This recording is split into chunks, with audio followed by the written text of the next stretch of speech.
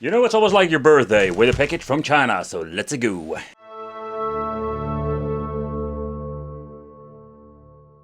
Reasons I wanted to do an in-depth video about this particular retro video game console, because the Hyperbase FC is a quite interesting and also a very strange choice. So they're basically pointing this out like an FC, like a Famicom product, but this thing can play all kinds of things. Combined with a hard drive, we have absolutely huge storage capacity. Of course, we're also going to get an SD card with purely the EmuELEC firmware on it, but I think the reason I wanted to do an in-depth video about this, because it's absolutely one of those coolest things that I've ever seen when it comes to Android boxes. Yeah, and actually that's what it is, Android box with EmuELEC, but where you can pick up a lot of these things for cheap on AliExpress and you can just make it yourself. This is one particular one, you cannot do that. Simply because the way that they made this, I must say the piece of engineering is absolutely cool. And that is one of those reasons I just wanted to showcase it. And this is why, not for an emulation standpoint, because this is more of the same that we have seen a gazillion times before. And if people are new to the channel, there are so many different Android boxes out there. But this particular version is something different.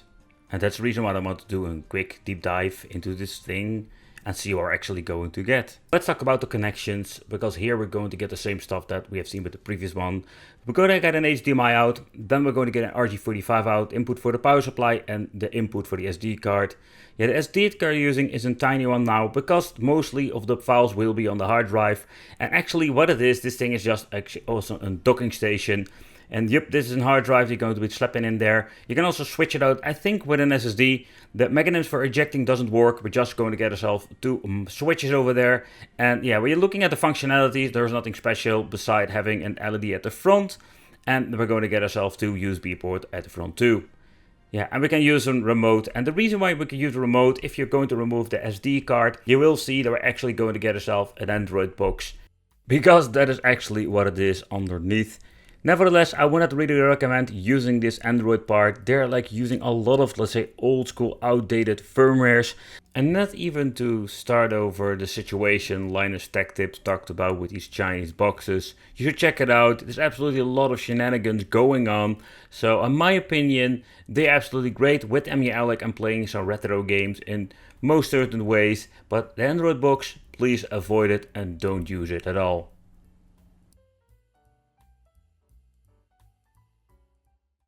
EmuELEC is absolutely an amazing piece of software. It's a complete package deal where you can just add a seriously amount of emulators.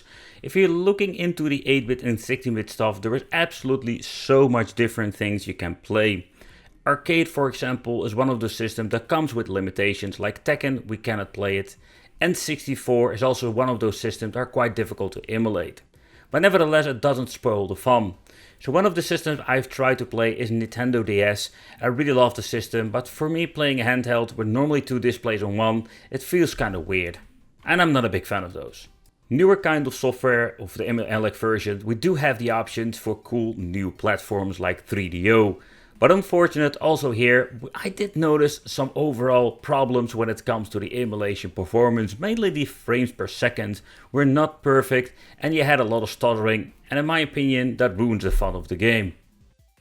But we do have some pretty damn cool things like Open Bore, where we have all kinds of custom made or fan made Street of Rage clones.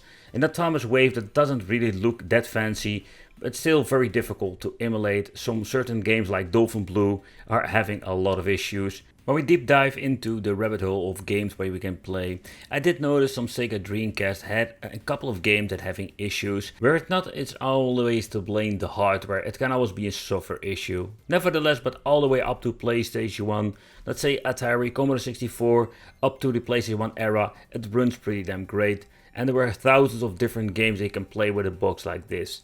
And it's quite amazing if you just want to revisit the old school games that you've played back in the day and just want to play them again. Unfortunate when it comes to systems like PlayStation Portable, they're trying to offer something that is not really working that great. Whereas occasionally you will find a game that seems to be running fine, but later on in the game you will find some glitches and other problems.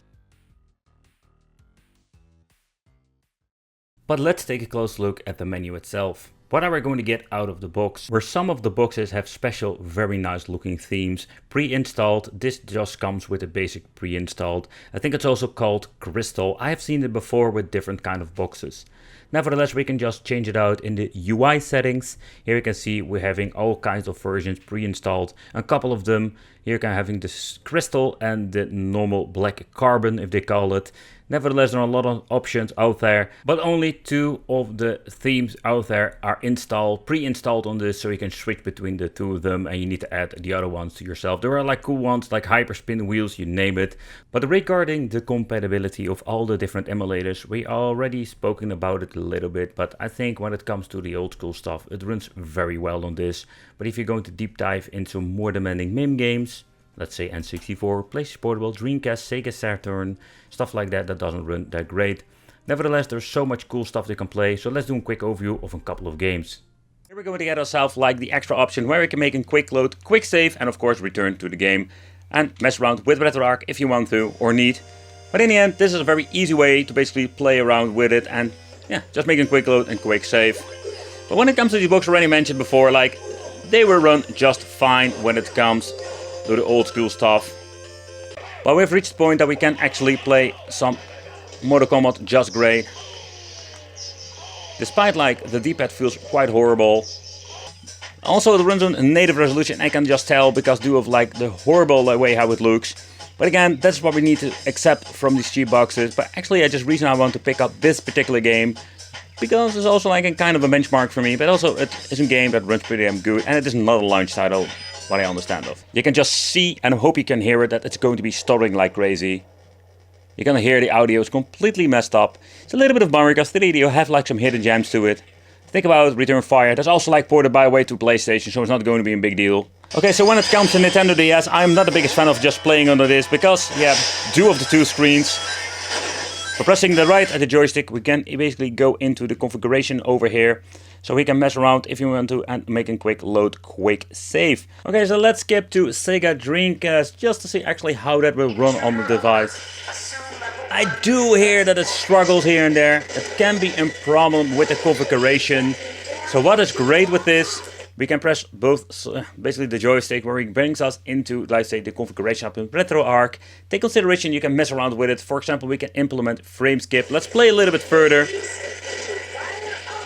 But you can hear the audio is completely messed up. It is going crazy with the frames per second. So let's take a close look if we can manage to get it a little bit better running on this. So you have like the internal resolution has been set by 640 by 480.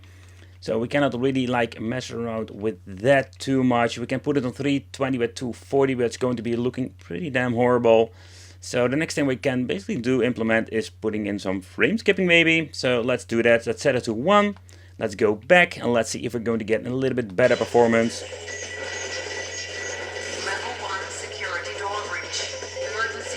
It's going to be a little bit better. Again, like you can mess around with the resolution. So when it comes to the specifications list, I'm just going to be honest, this thing is nothing special. We haven't seen it now a gazillion times in the rabbit hole called the game boxes from AliExpress. But this particular version, I really liked it, the way how they just engineered it with the hard drive in it. You can even slap like a bigger hard drive in it and store more games.